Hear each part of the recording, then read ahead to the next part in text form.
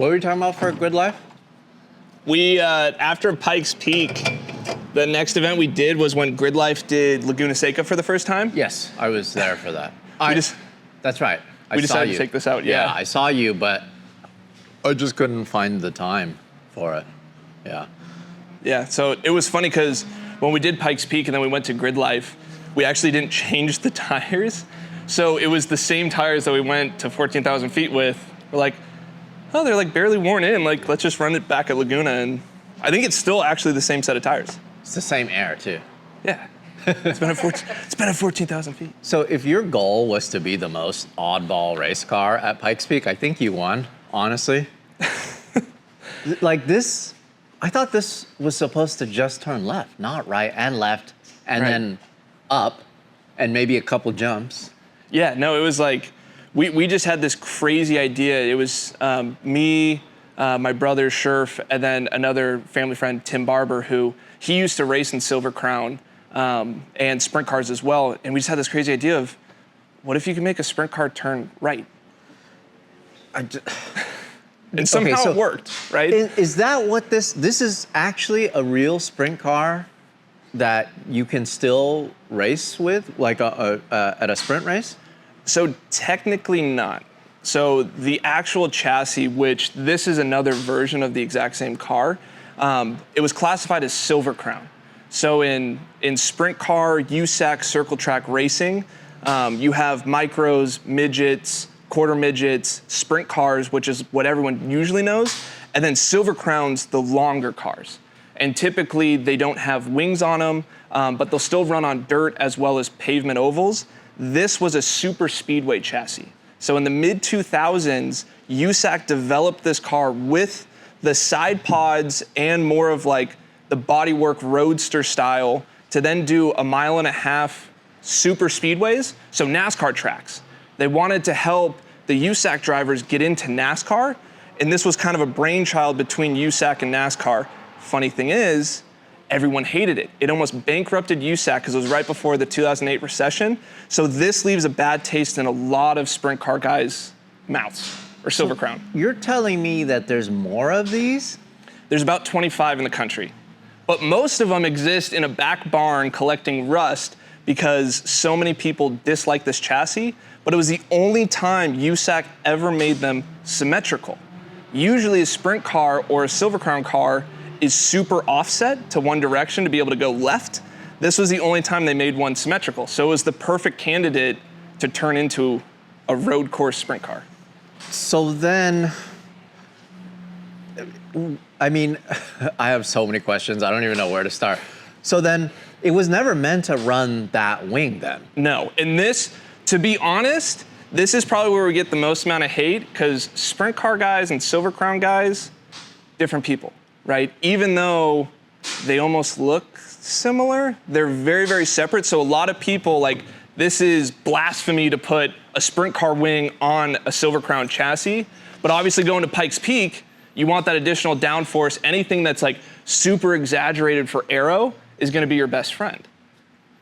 Okay, so from my understanding, and you can correct me if I'm wrong, the winged sprint cars, the reason why they have these is so once you huck it sideways, it kind of like slows you down, gives you more traction or... Side force. Side force, So we know right. downforce, right? Yes. But side force turns into something, and if you actually look at the wing, that panel is actually supposed to be lower. Okay, So because they're supposed to be asymmetrical wings, so this is basically the only symmetrical sprint car wing because we like flipped it upright to make it go, or work both left and right the same way. Right, so then you got like two of one side, essentially? We just flipped that one upside down. God. Because it was supposed to be Like this laid way down. Yep. to just get you to go fast turning To the left. Yep. But then you flipped it around, but then I don't get, why is this beneficial if you're not having that side force? Well, so it actually comes into play, which it seems crazy, but I mean, like even road course racing, because that was like the main focus for this car was to do road courses. The car actually still does get a little bit sideways, especially since it has a solid rear axle, as well as a solid front axle, which is pretty crazy and rudimentary. But when you get on power, it basically wants to get sideways. And when we were running it at Laguna, especially going into turn 5, which is this fast uphill on-camber turn, the car would get sideways but almost stop because of the side force. This It would stop rotating. this reminds me of, in the most basic sense, you saying that it's locked front and rear. It's like Rod Millen's Tacoma. That's locked. But what about front to back? Well, it's only 2-wheel drive. Oh, this is just two-wheel drive. So it's just rear-wheel drive, but it has a solid front axle like a tractor would. So like say, we can see it right here. So this is just a solid rod that connects the left front and the right front. This is an identical chassis? This Or is near identical. This is a super speedway car. Slight differences between, so this one's a Riley chassis. This one was built by C&R. So the major differences between the two, this one's gonna have upright rear suspension, like a normal car. But then if we go and look at the one that we took up Pikes Peak, there's no suspension here.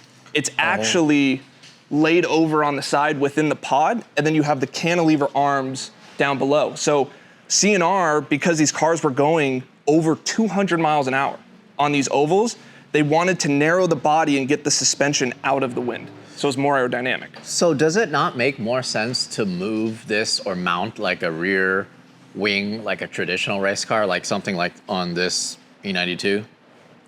In theory, yes. And so it's kind of funny because people ask us like wing placement, wing angle, things like that. The short answer is it looks cool. And we wanted, because of what the car is or what it represents, we wanted to have that iconic silhouette of a sprint car. A lot of people around America can understand like, hey, have you ever seen World of Outlaws sprint cars, those cars with the big wings that go sideways? That clicks for them, where if you talk about Silver Crown, not as popular amongst the common folk. Right, because if you did that, if you had the wing here and then you had like a front big wing or splitter, Yep. it would look closer to a lot of the open wheel cars that we see at Pikes Peak today. Right. And then it wouldn't really separate you from the crowd. But this is just so crazy. I mean, the steering wheel is huge. It looks just like a sprint car, Yep. like you're driving like a bus. Yeah, so the seating position and everything, so basically it's almost identical to a sprint car. In Silver Crown cars, they're bigger, you have more room, which is hard to believe that a sprint car is even smaller than that, and you're packed in even more so. And then, you know, if you're talking about a midget or a micro, it's even smaller again. But same thing, like super rudimentary steering componentry and things like that, which was kind of our biggest thing. We wanted to hold as much that was factory of when this car was on the oval to now, because we want to keep that same sort of like essence of the car. There's a lot of things we could do better with it, but that kind of defeats the purpose of like holding true to being a Silver Crown or a sprint car. So then, has anybody else done anything like this or rebuilt one of these cars for road course racing? Yes. So when we first started this journey, we thought we had this like great idea and no one else had done it.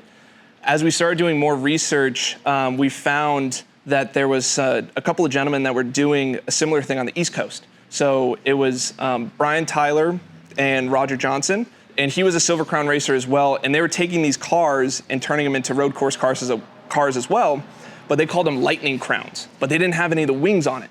So also when we built it, we wanted to be more the sprint car style, and so we went a different route with it. They were running carbureted motors. We have a fuel-injected V8 in this, so it's a LS2, LS3 out of a Trans Am T82 car, so kind of a spec series, it's a spec motor, and then that way we can do no lift shift and auto blip downshift and all that fun stuff. So, because without the wing, essentially, it's like an open wheel NASCAR, almost. Kind of, yeah. So then, aside from you guys adding the wing, are there any other aero bits that's completely different from the way they ran it when it was just Silver Crown? Yes, so they also didn't have any sort of rear pods. So this is all new. yes, so basically to sum it up, it's a Silver Crown chassis with dirt sprint car wings and IndyCar rear pods. Yeah, so I was just gonna say that's what this reminds me of. Yeah, It reminds me of the IndyCar rear. It's almost like it almost looks like protection for the tire. Right. But So this is this these- what is this one-off that you designed? So these are Sebastian Bourdais IndyCar rear pods. So this was back in the day. I can't remember the exact year of what car it came off of, but when they had more freedom with the arrow on the rear. So this is 100% IndyCar. No way. So we found a guy when we were working this out, and to run with SECA and NASA, we needed to protect the rear tires to be able to pass their rules and race wheel to wheel. And Tim Barber knew a gentleman that had extra IndyCar parts, and so the bottom componentry that connects the pods, as well as the pods themselves, 100% IndyCar. And when we measured the width of it, it was off by 1/8 of an inch. So it fit perfect. It fit the aesthetic of the car and everything. So it's a mixture of everything. It's a Trans Am TA2 motor, a Silver Crown chassis, sprint car wings, IndyCar rear pods. Wow. It's crazy. Do you have spares of these then? No. Okay. So when we these- ran Pikes Peak, we actually did not run these on. So if you show up any of the photos from Pikes, we had flat panels that we actually created. Part of the reason why we did that is we ran an open wheel, and we're not allowed to have any of the tire covered or the wheel. God. And so since this overlaps the tire itself, we had to run just a flat plate. But Understood. for road course, we But run these. this is fine then. This part of the chassis, because it's technically not covering any of the. We had to make some trims. So when we were in Woodland, Colorado, we had to make some trims there. We had to suck the body in just a little bit. That way we would pass tech and all that stuff. What about this? Is this from the original car? Yes. So this is from the original car itself. We just basically used it as like a tow point.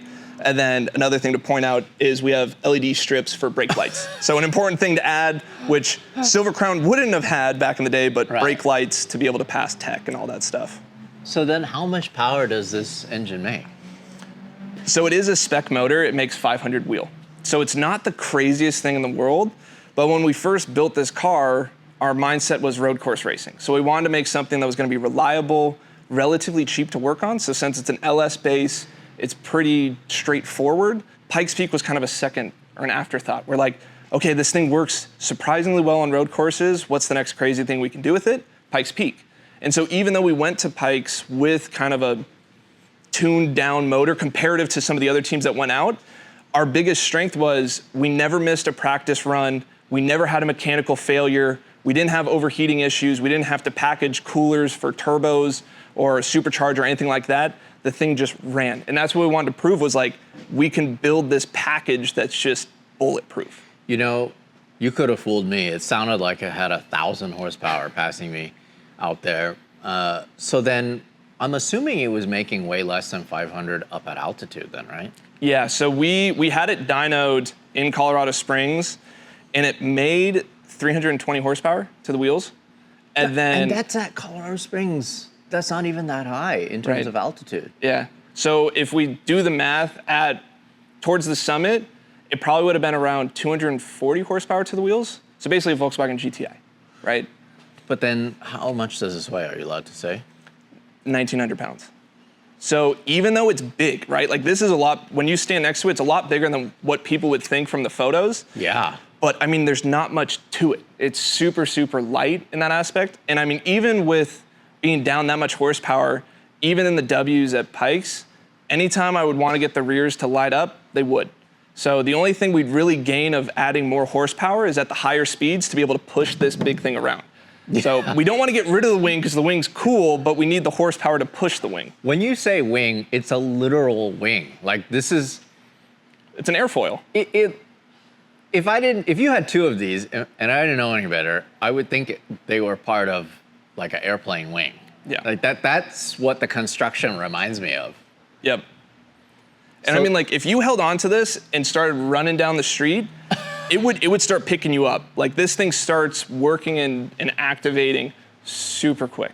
I mean, because you can adjust it too, and you can adjust the angle of it. Yeah, so it runs off the power steering, and so there's a RAM that there is the adjustability, and it's the same. This is the exact same setup that you'd see on a sprint car. So sprint car drivers can make adjustments and slide their wing throughout a race. We're trying to work on a system to be able to make it work quicker. At the moment, it's pretty slow. So for Pikes Peak, our rookie year, we kept everything fixed. We didn't start playing too much with trying to do active aero. This is just so crazy. So you're telling me all of this is part of the original car? Like all Yeah, the so CNC stuff? the CNC stuff was all part of the original car. We had to do a little bit of sheet metal work. My brother Scherf did some of it to do kind of a nicer fit and finish. That way we could tuck some of the wires and things like that in and give it a good presentation. So then the biggest thing, I'm assuming people look at it, they're like, oh, sprint car, direct drive, one gear. This is totally not that. No. So what transmission does this have? So this is a TT Industries 4-speed sequential. They're based out of New Zealand. The unit worked for our application. This was a transmission that the gentlemen that were working on the East Coast with the cars, they had already tried it out and it worked. So we actually were able to cut a lot of our development time of trying to figure out a system or a unit that would fit in there. But uniquely enough, Silver Crowns, at least these super speedway cars, they actually had 2 speeds in them and they had a clutch. So a sprint car is a direct drive, right? You have to have the push truck and you fire it off and it just gets wound up. These cars, they wanted them to start from pit lane and take off under their own power. And so they would have a first gear that would get them up to about 65 miles an hour. Then you'd click second and the car would go to idle. And then second gear could go from basically 65 all the way to 205. So in this car, there's a hand clutch. So there's actually a lever on this side that engages the clutch system. And then you can bang the gear with the lever on the right-hand side. You let that clutch down with your hand, and then after that, everything Wait, it's works still itself. working? Yeah, so it's this. It's this thing? Yep, exactly. Whoa. So you crank that back, select your gear, give it a bunch of revs, dump that with your hand, and you're off and going. So 4-speed, that's 2 more speeds than what it would have had. What it would have had. I see. So then this is maybe a dumb question. I have a lot of dumb questions. This was a dumb answer to a question no one asked, right? So why this? Because you, being a wheelman, a racing driver, you probably can drive pretty much anything.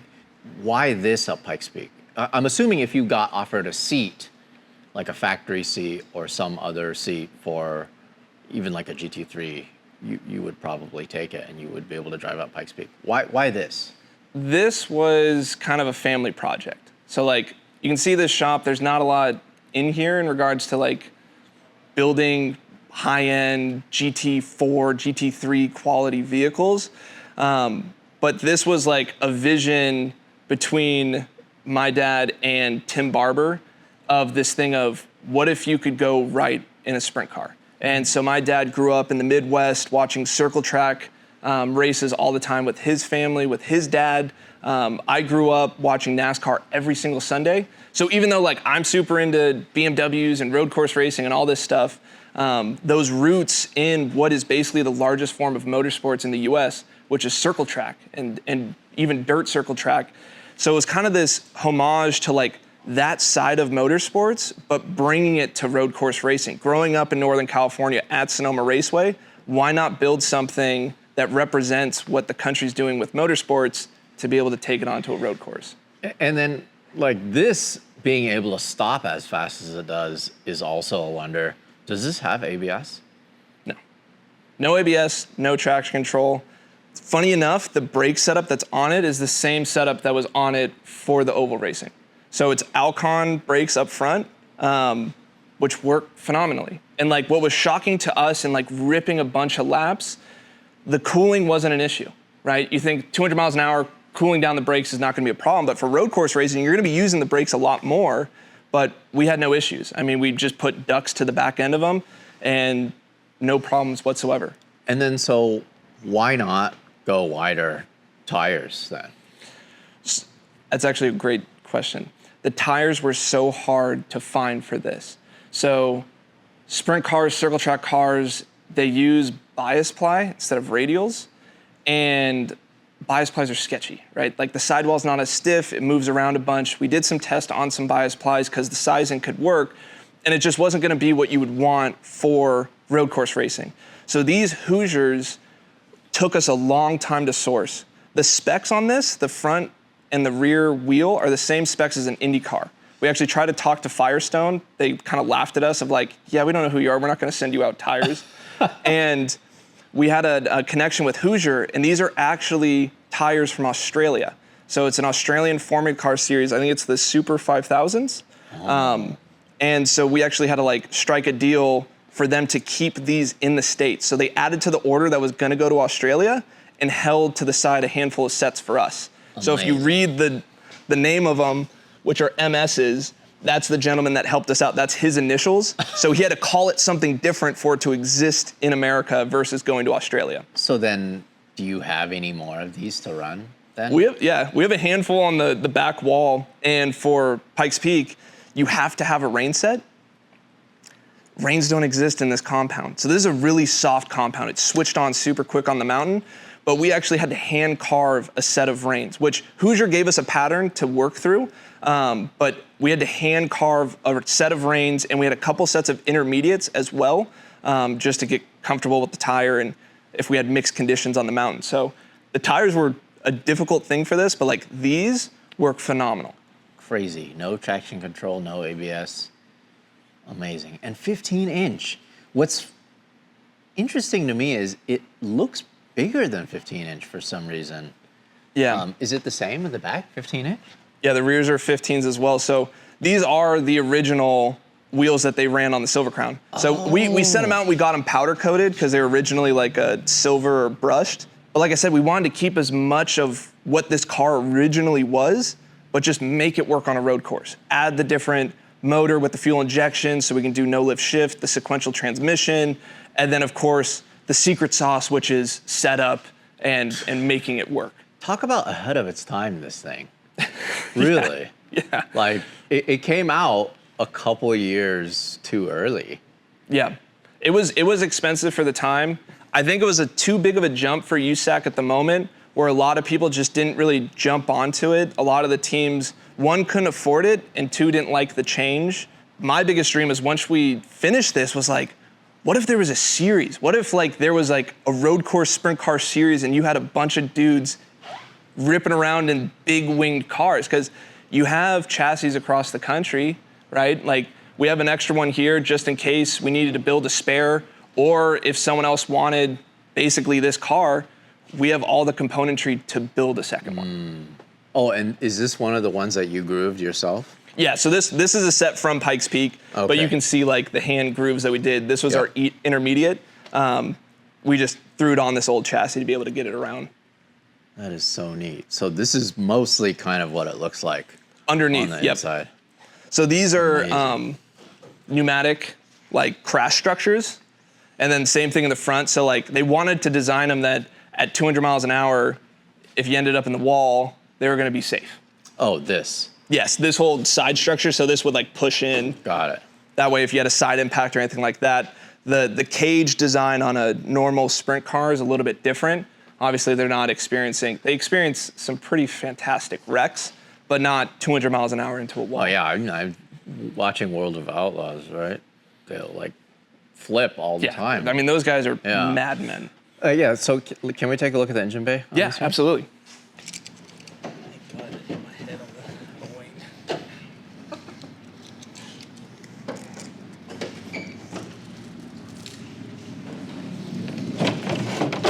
Oh, it's pretty light.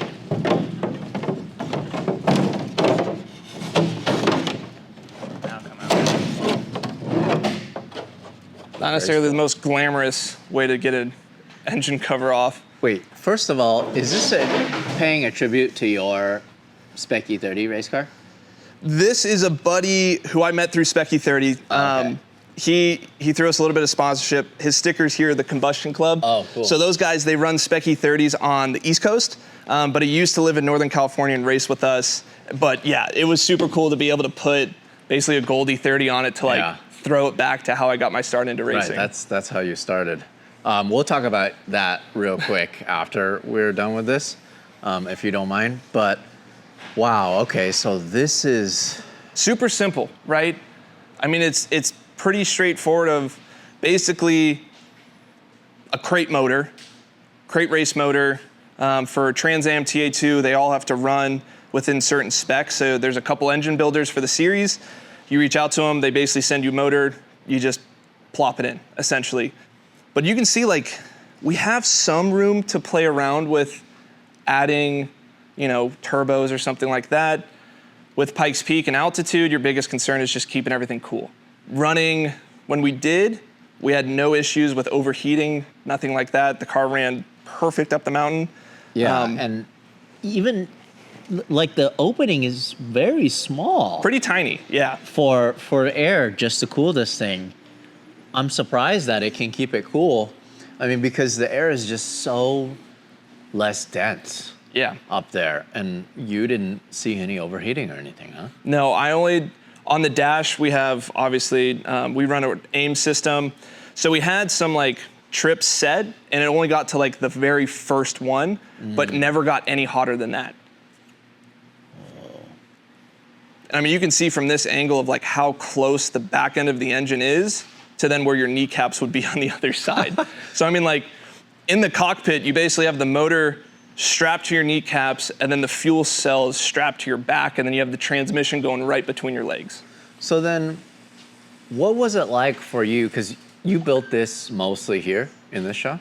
Yeah, so Tim Barber and my brother, they were the two main builders. So between this shop and then Tim has a shop up top as well, but everything was built basically in-house. Right, and here at Sonoma Raceway. Yep. What was it like for you when you first drove it? Was it like a gradual thing, or did you just jump in and you're like, oh, it worked? Yeah, I mean, it was just kind of straight to it. You get to a point in your racing career where you try to ask questions of like, hey, how am I supposed to drive this? What is this gonna be like? Let alone something that no one's ever basically built before, but the answer was like, go out there and figure it out. So I mean, when we first got it together, it was just running tests to make sure everything worked. The first event we did was actually Laguna Seca. We ran with the US Touring Car Championship, so USTCC. That was our first ever race with it, and everything that we had done before that event was like out and in test laps. So it was basically like, does this work, does this function? And then we threw it straight into a race. So it was like right into the deep end of like, figured out how to control it, how to drive it. It's a wonder to me that this passes tech everywhere you go, that you've been. That's what's amazing to me, because you show up, pull this off the trailer, people are gonna look at it like, there's no way this is gonna pass tech. Yeah. But it does, and you have so many series, including Pikes Peak. That's probably one of the biggest ones. Right. I mean, everything about it is, like the cage design, the chassis design was made for over 200 miles an hour. And like all the safety equipment that's inside of it is all top-notch, cutting-edge stuff. So even though this concept is so out there, all the componentry that went into it has already been proven or tested. It's just people don't expect this to exist on a road course. So then, I'm really surprised that Pikes Peak didn't bump you to unlimited class or like exhibition. The fact that they allowed you to run open wheel. Did any of the open wheel people, were they like kind of weird about this? No. So we really wanted to run open wheel just because it being the longest existing or continuous class for Pikes Peak, but also the history behind it. The Unsers and the Andrettis that ran back in the day when it used to be all dirt, they ran in sprint cars. They ran in old oval cars. It was actually on the calendar as a part of IndyCar for a handful of years and as an exhibition event. And so we wanted this to exist as a modern version of what those guys were driving in that same category. When we went to Pikes Peak, we actually were based out of the Vash Schultz's garage. And Cody, right? He's got his super gnarly open wheel. I mean, those guys were phenomenal, right? Yeah. Like to go into a series and have people be so welcoming and want to share what the mountain is and how special Pikes Peak is, we couldn't have asked for more. And so those guys, I feel like they kind of like hold the door closed to open wheel, if anything, welcomed us with open arms. They loved the car. They loved the concept of it. I think if we start going faster with our times and be more competitive, we might start disrupting people a little bit more. But no, so that was like the history behind it. With sprint cars running up Pikes Peak back in the days when it was dirt, we definitely wanted this to be in that same category. And open wheels, like almost open. Yeah. Like it's basically the wheels just need to be exposed. And then after that, it's like weight to cubic inches. So like the rules are kind of do what you want, almost. That is just so cool. Thank you so much. You know, this is exactly one of those vehicles when I saw it for the first time, I just thought to myself, I need to know more about it. I need to feature it because it's just so off the wall. It's just so different. I've been shooting cars for so long, you know, and I've just never seen anything like it. Stand on the seat, kind of, right? Can I put weight on this or no? Yeah. Okay. There you go. Oh, jeez. Oh, jeez. Whoa. Wait a minute. Little Wait, different perspective in there, huh? You have no leverage. Huh? Yeah. Like, no, you can't extend your legs or nothing. I mean, your knees, no way. your Hold legs on. are just straight down. Bro. Your heel's Wait. behind your kneecap. Is it power brakes then? Yeah. Okay, so you have power brakes. Oh, but like there's a shroud here in case the gearbox blows up. Yes. So that's like a blanket. So basically, Right. with grenades, it doesn't get Right. into you. But this throttle is so crazy. It goes straight down. Oh my god. And then you have the bar above it. So if you ever get a hung throttle, Right. you just lift your foot up and you can Oh, I kick see. the Yeah, throttle yeah, back yeah, up. yeah. And then the brake That's like a arm, drag it's race not even thing. a pedal. It's just like a rod that Right. swings forward. Wow. So your left foot goes forward, your right foot goes down, and you have to left foot brake. You have no option. Huh. What an interesting. So then, are you able to like? Is this? Oh, this is for the wing. Is this to adjust the wing? Yes. Okay. Yeah. So, were you adjusting this mid-run at all, or no? No. Okay. We try to simplify everything. Got it. Yeah, I think that's smart. Being a rookie, we wanted to make it to the top. Yeah. We were blown away that we did a sub 10, got second in class, and we're the fastest rookie. Like that was beyond That anything we could have I think imagined. Rookie of the Year is. I mean, that really is the biggest accomplishment for you, honestly. Yeah. It's super cool to see. So then, look at the steering rack. Oh, what the hell? And then see the arm down What? there, and then that swings forward. That's how. It's basically a flying tractor. I mean, like that's the same thing you would see on farm equipment. I mean, this was basic. This is basic motorsports. This is core grassroots. Wait, Stuff. so it is power steering though. Yes. Okay. Yep. So it's not super hard. And if you want to see the steering wheel on, I mean, it's just big old wheel. The wrap is great. I mean, it's got to be America, right? Yeah, this is so cool. Look at this pad. Huh.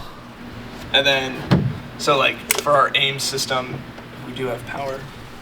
So we did like our little custom logo for Pikes Peak on there. That's super cool. And then like you got all the information you need, water temp, oil temp, pressure. What does this rev out to? I want to say probably 62, 65. So we had a conservative.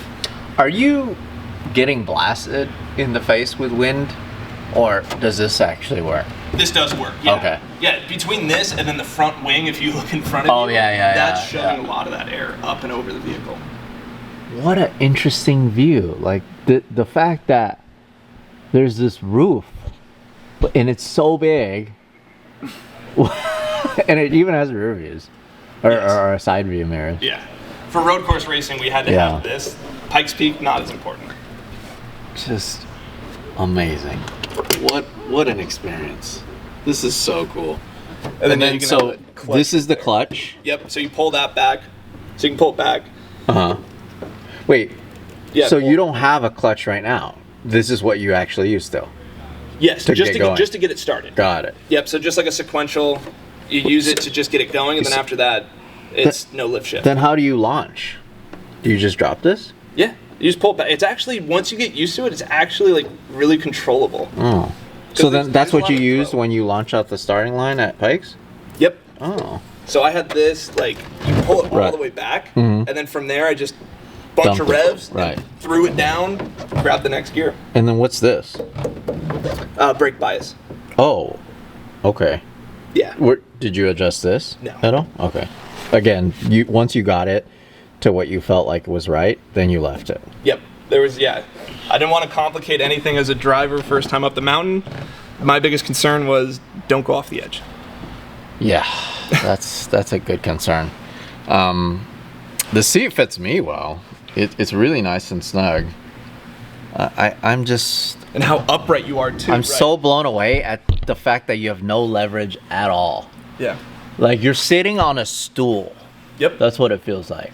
And usually when you start going faster and you have something with an open cockpit like this, you're lounged out, right? Yeah. You almost have your legs above your chest, where with this, it's the complete opposite. The first time I sat in this, I felt like my head was being pushed out the windshield because it's so far forward. It is really far forward. What's crazy to me is that, is this the original steering wheel? That would be what they would run in Silver Crown. Okay. Yeah, that's not the original wheel to this car. Mm-hmm. So when we got this car, it was just a rolling chassis. Oh, and the body was all primer and all that stuff. I mean, it was sitting in someone's back shop. Like it was basically just gonna rot. It's hilarious to me that the wheel is still this big. Like, cause you could run A smaller wheel. like a smaller wheel, like fancy with buttons and all that, but you'd rather have this to keep it true. Yeah. It makes the experience true to what it would have been. Just pull this? Yep. Okay. Where did that go? I'll just put that on the windshield. Oh. Like this? Yep. Okay. Oh, buddy. Here we go.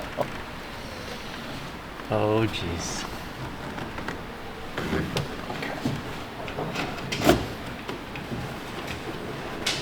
So graceful. I don't want to put that much weight in this part. Okay, got it. Yes.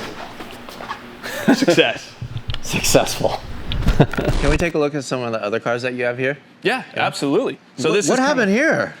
So that's a great story. So this car's name is the Mistress.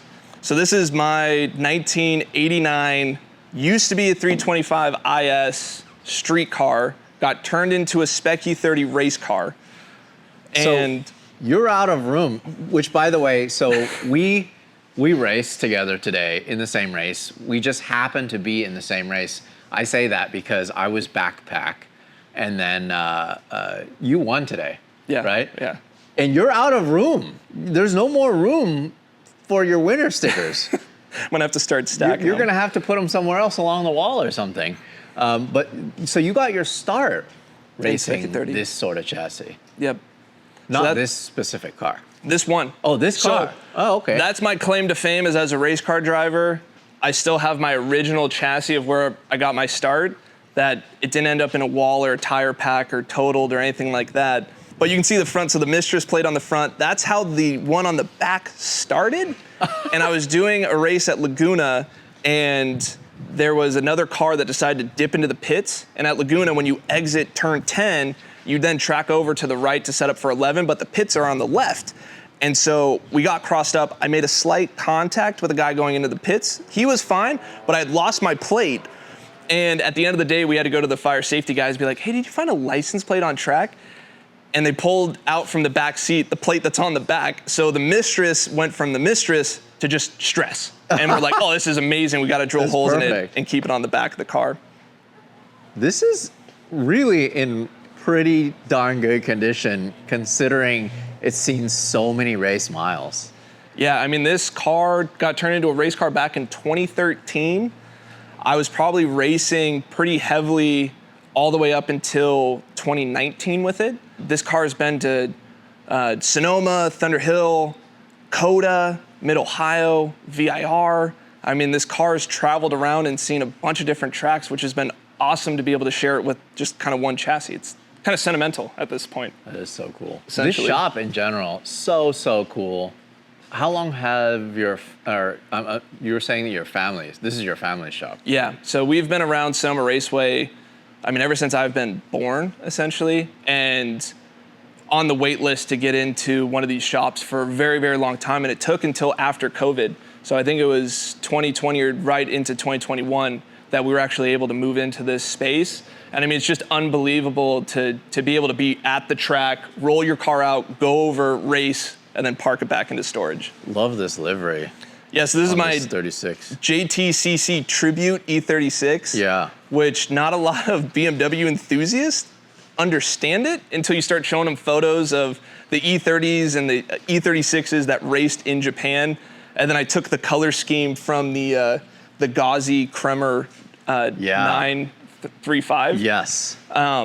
And so like I loved like when Japanese companies would sponsor German cars and the colorways and the artistic touches of liveries and the history. Love the Japanese wheels. Oh yeah, gotta T's bring it all in.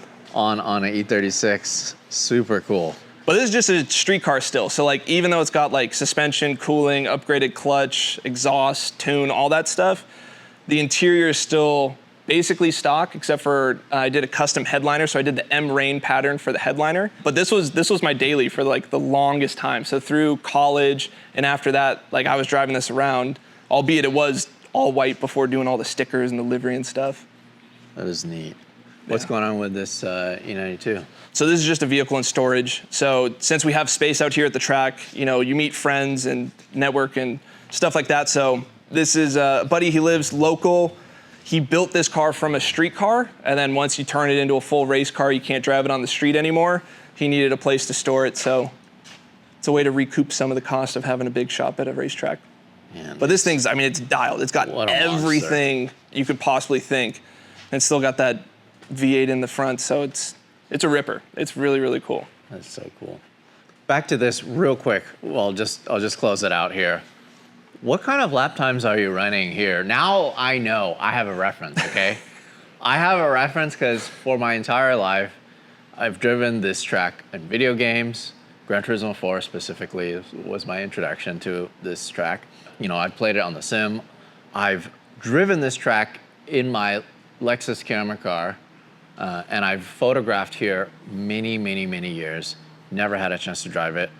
Raced it for the first time today, so I have a reference for a lap time. What would this do here, like flat out, if you were to take it now? What do you think you could do? So the caveat is we haven't had it out on Sonoma since doing a lot of the modifications we did for Pikes. So like a lot of the stuff we did last minute, the tires, suspension, stuff like that, we tested for the first time on Pikes Peak.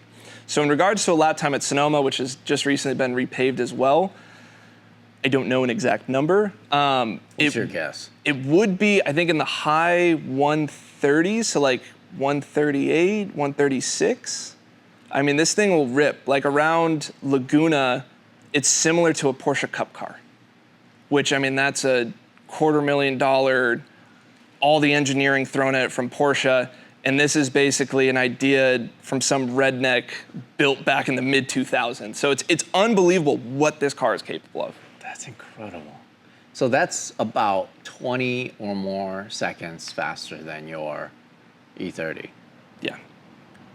That would be super cool to see, honestly. It's a monster, and it definitely terrifies people on the track of if you were looking in your rearview mirror and you saw this big black wing coming after you, you definitely get out of the way pretty quick. Oh, I would get out of the way for sure. Cool, thank you so much.